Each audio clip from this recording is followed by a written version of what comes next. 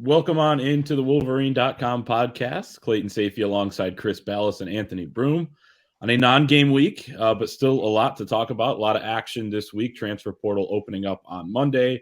Michigan seeing a couple guys go out. Michigan seeing one guy come in that we'll talk about to start, and then we'll get to a little bit basketball later on. Let's start with Michigan's addition. Ladarius Henderson out of Arizona State, offensive lineman. Looks like he's going to compete at tackle here, but he played guard the last couple of seasons, so he is versatile. He told me that he will play wherever Michigan wants him, and you like to have guys like that. Michigan's had some versatile guys here over the last couple of seasons, and with injuries, sometimes you got to use that. It was going to go to the NFL, had an invite to the East-West Shrine game, and then decided that he wanted to come back. Hand injury held him out of the last 6 games of this season, but he says he's ready to go. He's good to go, and he'll be enrolling in January, going through winter conditioning, spring ball, and he's had a warm welcome from Michigan already, with the coaches coming down as soon as he entered the portal. Jim Harbaugh, Matt Weiss, Sharon Moore, Grant Newsome. JJ's already reaching out to him. All the offensive line has reached out to him, and he said it's gone better than expected so far. But this is a pretty big addition. Michigan has had success in the portal with offensive line over the last year. We've seen that with Oluwatimi, and now a potential tackle, to kind of plug in for Ryan Hayes there. Yeah, and Jeff Percy might have something to say about it too, fellas. You know what? So this is a competition, and everybody knows it coming in. Now, we assumed that Oluwatimi was going to take over as center because he was a Remington finalist, and guess what he did? And he was fantastic. This kid too, Ladarius Henderson, is a stud from everybody we've spoken with, and might have been a 3rd round pick, as high as a 3rd round pick had he not gotten hurt. So he's probably an interior lineman at the next level. But we've seen those guys like John Runyon Jr., for example, who played on the edge and were all conference tackles, moved inside on the interior in the pros and did great, but did great at their years at Michigan as well. So that is what I think. I would bet on him winning that job. Although I think, Jeff Percy still needs to get stronger. Played really well in that Rutgers game, and I think he's got a bright future. But that is, from the people that we've spoken with close to it, the intent is to put him at left tackle and have him compete there. Love this addition, and just goes to show you, man, it's not all about the pay for play, because I can promise you they didn't promise him any amount of money to come here. I'm sure he'll be taken care of with NIL. Don't get me wrong, but there are still a few guys out there like him, and I love that. Yeah, and guys want to come play for this program and this offensive line because they're going to develop you and turn you into a pro. And that's what we've seen with guys last year. I think if Andrew Vastardis last year wanted to play pro football, he would have gotten a look somewhere. He decided to go elsewhere. But all of these guys that have come in these last couple of years and played under Sharon Moore, they have taken their games to the next level. And Henderson's a guy where, again, he's sort of, to me, just my early read, he's kind of in that Carson Barnhart role where he can play at tackle, he can play inside at guard. He's going to factor into any number of positions there. And for a group that often talks about, hey, we're just trying to find our best 5, that's a guy that, if he's one of your best 5, they'll find a spot for him. So a lot of upside with it. There is virtually no downside. At worst, he's a depth piece that can come in and fill in, backfill a need. But I think that he probably will start. And you look at some of his tape, and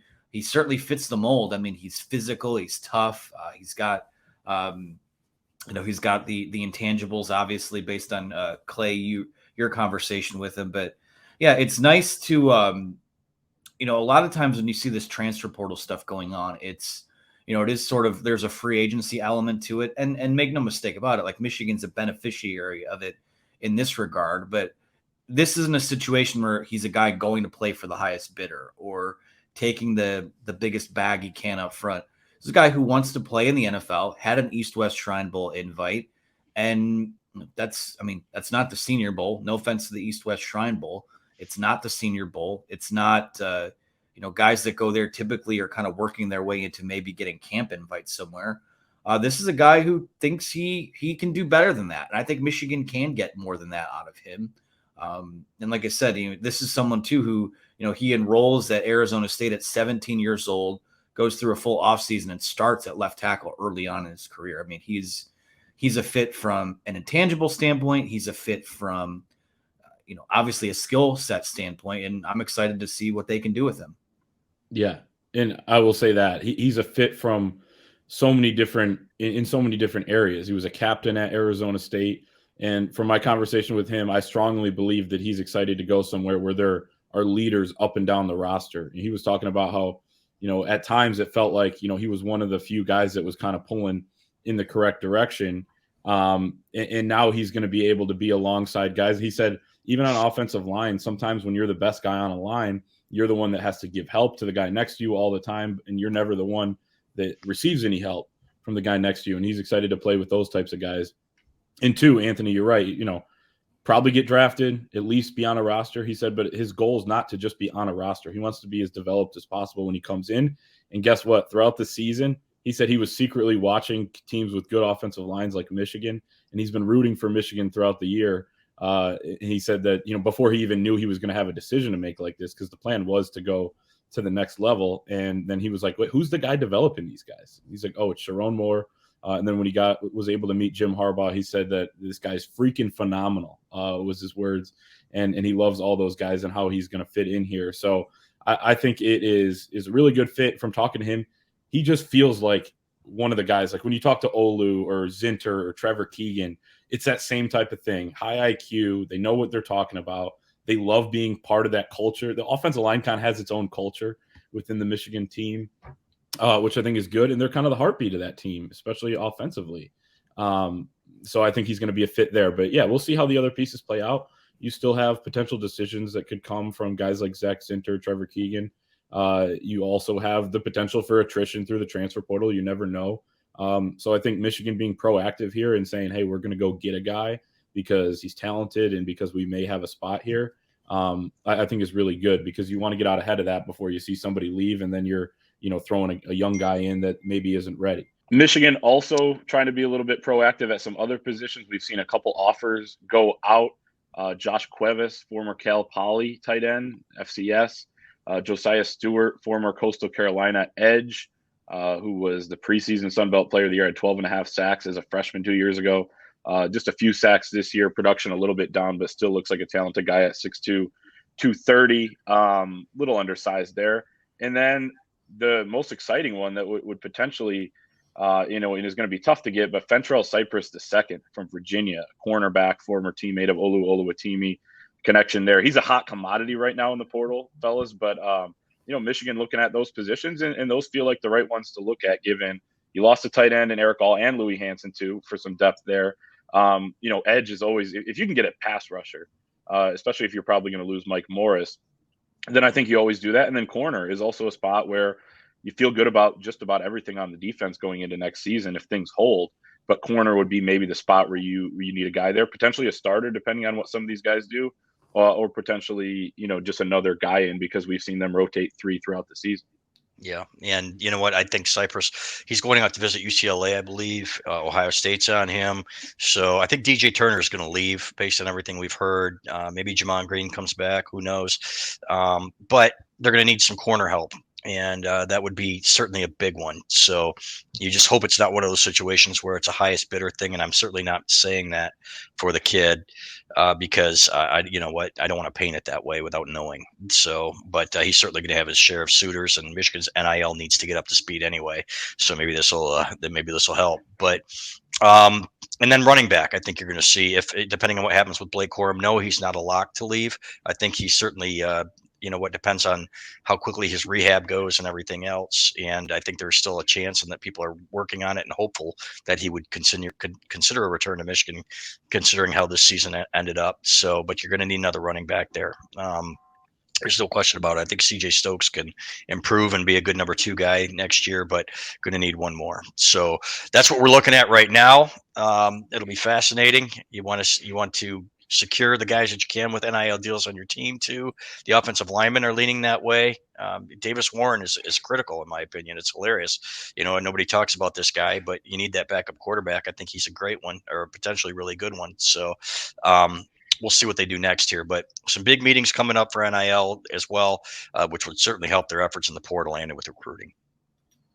Yeah. Got to unlock some of those, some of the funds, so to speak. Not that you're just going to go out and spend like crazy on the portal or on the recruiting trail, but we know that things can improve there. And as far as, I would echo all the things you said about transfer portal needs. I think that even with Davis Warren, if he's able to, you're able to kind of lock him back in, I think they probably do need another arm there.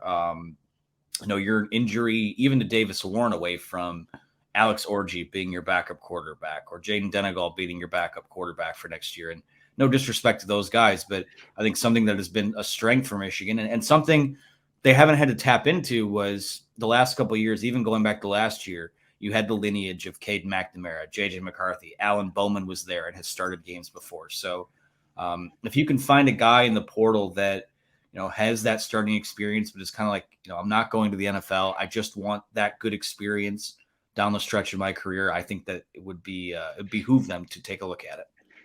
What do you guys think Alan Bowman's going to do with his final year, or if Michigan would want him back?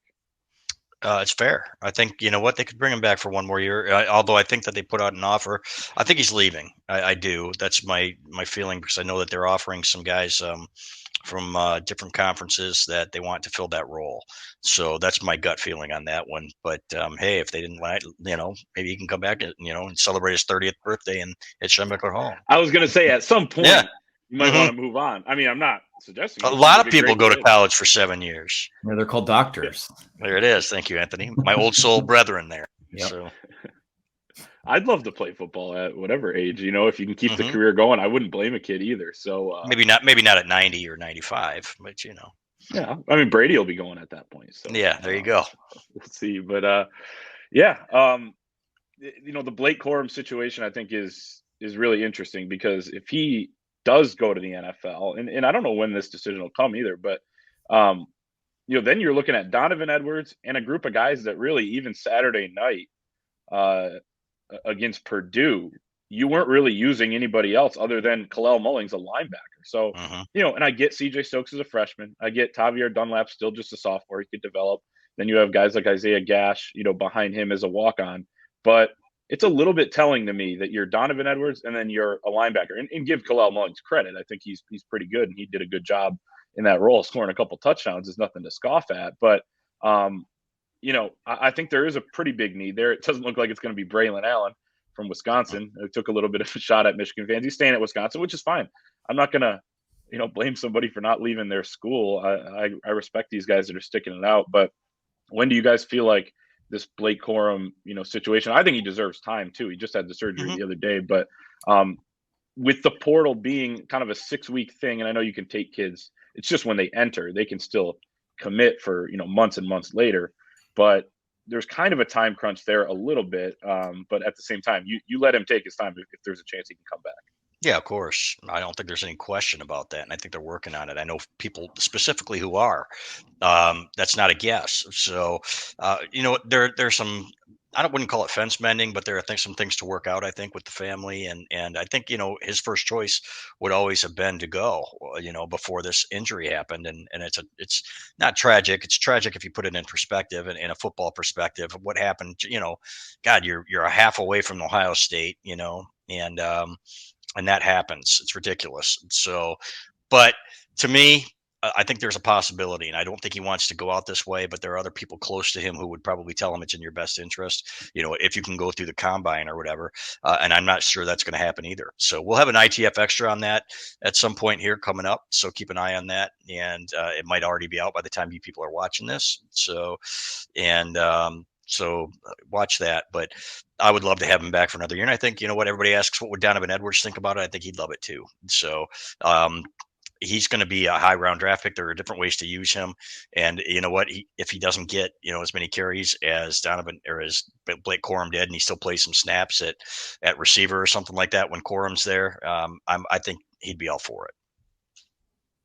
Yeah, and also just a strong tease in general, just to always be checking the Wolverine.com. So there's always literally, like, we not patting ourselves on the back, but every time you refresh the website, something else is up on the message board, on the front page. So a lot of with transfer portal stuff, with NFL stuff, with the ITF stuff, a lot of this is not break time for any of us. So definitely be sure to keep it tuned in there. But Yeah, I don't know if I have anything else to really add on that. I think we've kind of covered that transfer portal, all that with the fine tooth comb today. Plowed that ground thoroughly, as Jim Harbaugh would say. And I will say this: the last thing on Blake Corum is I think he would have won the Heisman Trophy had he stayed healthy, which is a tough pill to swallow. I mean, obviously, the same thing kind of happened to Hendon Hooker at Tennessee as well. But man, a lot of guys in Caleb Williams are probably back into the Heisman. He's had a great season, but there's no defense over there. Just a weird year for the Heisman. That even the fact that Stetson Bennett's out there in New York right now. But we'll move on to basketball in just a second before we want to shout out our sponsors. It's still football season, even though Michigan's got a few weeks off here. Army Navy this weekend, guys. And there isn't a better way to enjoy watching your favorite team than by playing daily fantasy with our friends at Prize Picks. Prize Picks is the simplest form of real money daily fantasy sports and just pits you against the numbers. Whether you're a fantasy sports nut or a casual fan looking to add some excitement to the games, Prize Picks is the perfect game for you. It's the best way to have action on the game in states like Michigan, Kentucky, Alabama, Florida, Texas, Georgia, and over 70% of the United States. Prize Picks is currently operational in over 30 states and Canada, not Ontario. You simply select 2 to 5 players and predict if they will go more or less than their Prize Picks projection. You can win up to 10 times your money on any entry. This week, and some people will be listening to this after the basketball game tonight, and that goes for some of our conversation surrounding the team as well in just a second. But I'll take Hunter Dickinson more than 20.5 points against Minnesota. Then Minnesota forward Jamison Battle more than 14.5 points. He had in the 20s, I think 26 maybe, against Michigan last year, and Jet Howard's going to be guarding him. So no knock on Jet Howard, but that's all I'll say there. No knock on Jet Howard. Sure does. I'll just leave it there. Jet Howard will be guarding him. I think that Jamison Battle will score more than 14.5 points. There you go. I'm taking less than with Jamison Battle since you called Jet Howard out. In fact, I just logged that pick, and I also like Hunter Dickinson. I think they're going to have to lean on him even more heavily now for scoring. With not that Jalen Llewellyn was tearing it up, but you got one less body out there to score. I think you're going to see them play even more through Hunter Dickinson now. He's going to have a big game tonight for Michigan. Yeah, I'm going to stay with that game as well. I'm going more than 8.5 points for Terrence Williams. Again, talk about guys that need to step up. I think that this is a good spot for him to do so. And then poor Jet Howard, more than 14.5 points for Jamison Battles. So that's where we're at today with the Prize Picks. I got you, Jet. Yeah. Hey, biggest supporter right there. Mm-hmm. So, yeah, we love our friends at Prize Picks. Go ahead and download the Prize Picks app or visit prizepicks.com. Sign up using the code Wolverine to get an instant 100% bonus up to $100 on your first deposit. So if you deposit $100, Prize Picks will give you $100. If you deposit $50, Prize Picks will give you $50. Don't forget that's the Prize Picks app or prizepicks.com and the code Wolverine to claim your bonus today and take the viewing of your team to the next level this season. We're taking our viewing of Michigan basketball tonight to the next level with our friends at Prize Picks. So yeah, that kind of leads right into Michigan's game tonight. And again, some people will be listening afterwards, but Michigan on a 2-game losing skid. And I will say it feels very, very similar to last season in that you're going into this game against Minnesota, a bad Minnesota team, might be worse than a year ago. That's 4-4, and you can't afford to lose this one. Now this one's on the road. They lost at home last year, and that's why they were digging themselves out of that huge hole all season long last year, because you didn't have that win. I know the UCF win when you're up 14 in the second half too was a huge loss too. But as for a December 8th game, it's about as important in my opinion as they come. Yeah, 100%. And, everybody used to say there's no such thing as a must-win game in December, January or something like that. And I remember Beeline early in his career when they were playing an Illinois game at home, and they had lost a couple, and that they couldn't afford to. And, I'd put it out there that, man, it kind of feels like one of those must-win games. And, everybody's piling on everything. And Beeline after the game said, what, it kind of was, you can't lose these games at home if you want to contend and if you want to win or make the NCAA tournament. So this kind of feels like one of those guys, because if you lose a game like this, and you're going to have to make up another one somewhere along the line. And as we saw last week when we were hoping Michigan would, for the fans' sake, Virginia or Kentucky, they weren't able to do it. So, here's hoping tonight. And hoping it's going to be fun to watch Doug McDaniel get some extended run. And, that's one, I guess there are no positives when a kid blows out his knee like Jalen Llewellyn did, but at least you do get to see Doug McDaniel's going to get some needed experience because he is supposedly the future at that position here for the next 3 years and clearly this year as well now. Yeah, to echo that, Michigan has somewhat resisted developing its point guard of the future the last couple of years with how they've dipped into the transfer portal. Now, obviously, guys like David DeJulius and Frankie Collins transferring out don't help that, but now they kind of have to by necessity. This is going to be the Doug McDaniel show, and it's not. There are going to be ups and downs. He's a true freshman. He's going to drive the fans crazy because he's going to turn over the basketball. He's going to take ill-advised shots, but at this point, you need him to work all that out. He was getting about 15 minutes a game. He probably comes close to doubling that now, just because they don't have another ball-handling guard on the roster. I mean, Kobe Buffkin will probably get some run there. I'd assume Jet Howard brings the ball up the court. Like, they have guys that can do that. But in terms of pure point guard, you don't have a pure backup point guard anymore. So just as far as this team goes in general, I know their losses to Virginia and Kentucky, but I am just so disappointed with what I've seen so far because in year 4 of Juwan Howard, we shouldn't be sitting here talking about, oh, golly, the effort was just so commendable against those teams. Now, this is a program that has been to, 5 straight Sweet 16s and has made a habit out of competing for Big Ten championships and national championships. And you've lost 3 games now that have all been, at least when you look at KenPom, Tier A opportunities to get signature victories. And this one against Minnesota I have no issues calling it a must-win because if you can't beat this team, there's already, given that loss they had to Arizona State and a couple of these losses they've had in the last week or so, you have to start not only win the games you're supposed to, but steal games that you're probably not supposed to, which luckily for them, they're in the Big Ten. And every single night is kind of an opportunity to do that. So they have to find a way to win this Minnesota game. They'll have 9 days off after that, come home and play Lipscomb. So you would think they'd be able to take care of business in that regard. But to get this one, I think is the most important one they've had at any point because we saw, that Minnesota loss last year really affected them the rest of the season in terms of, grabbing onto one or two more victories that could have strengthened their positioning come tournament time. So I don't see an NCAA tournament team right now. I see young pieces that are intriguing that still need to grow together. Doug McDaniel will allow all of them to grow together. And I would think the bones of this basketball team will be back next year as well. So it's not only equity now, but it's equity built for the future as well. And, I don't want to punt on this season and say that they can't get to a tournament. I still think they can, but I don't see it right now. Yeah, that's fair. I will push back a little bit on the must win because of what we saw last year is kind of that formula, but it's a must win if you want to stay out of a huge hole that you're going to have to dig yourself out of the rest of the season. We saw that, and it even came down to that Ohio State game without Hunter Dickinson a year ago on, I believe, March 1st down in Columbus, and they somehow pulled that out with a great performance from Devontae Jones. So it took a lot to get even just as an 11 seed. And you're right, I'm not for moral victories either, but I will say I have seen some progress over the last 2 games. And if they can carry that on to tonight, take care of business against a team that, even though Michigan has not been good, should beat, even in their barn over at Williams Arena, then I think Michigan, should and can and probably will do that even without Jalen Llewellyn. But that injury is going to test, I think, everything beyond just Doug McDaniel because Doug McDaniel moves over. Can he play over 30 minutes a game? I don't think that's ideal for Michigan. So Kobe Buffkin's going to have to run some point. What does that mean? Jet Howard moves up to the 2 more. What does that mean? Isaiah Barnes and Joey Baker play more minutes. Potentially Will Cheddar if you go a little bigger. There's a lot of kind of ripple down effect, I think, to this injury that's going to make it interesting to see how Michigan deals with it. And you're already talking about a team that has been tinkering a lot with the lineups and a lot of questionable lineups, in my opinion.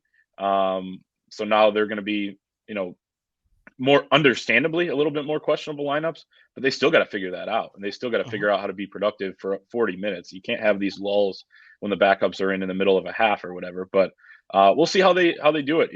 Michigan's had struggles throughout the Juwan Howard era for, months at a time. Remember the January, his first year was just terrible, but then they come out of it and look like a good team. So it's not impossible, but yeah, I think they're right now on the fringe of being a tournament team. They're outside of the top 100 in the net rankings that came out this week, the first edition. Don't want to be there. You got to move up, and tonight would be a big opportunity. But anything else before we head out of here and send the people on their way? No, just excited for the playoff and enjoy your Yes. weekends, guys. Watch Army Navy. Go Navy. So Go Army. that's bullshit. But anyway, no, it'll be fun. You know what? It'll be fun to be a football fan on Saturday, and we can all agree that whichever one wins, we're all proud Americans. That's true. So So and thank you to our military football players, whatever. So there you have it. Whatever. Just a rousing, palpable amount of patriotism coming out. Well, I was waiting to hear the Star Spangled Banner play in the background, but Hutch dropped the ball. Yeah, where's our producer in times like this? Come on. I know it. Where's the flag, man? Come on, brother. He's shaking his head. Yeah. My grandfather was in the Army, so go Army, of course. There you go. On the record too, but have friends in the Navy and have been in the Navy. So shout out to everyone. Love all troops. America. Yep. Anthony Broome, known lover of all troops. Anthony Broome. That's right. So, that's right. There you go. Yeah, enjoy the weekend, everybody. That's our show. Make sure to drop a like if you're watching on YouTube on the video. Subscribe to the channel. As always, we're climbing quickly towards 20,000. We appreciate all of you there. Head to thewolverine.com. $10 gets you premium access over there until next football season. So great deal. Take advantage of that. Not going to last long. Go and do that. And go Army, beat Navy.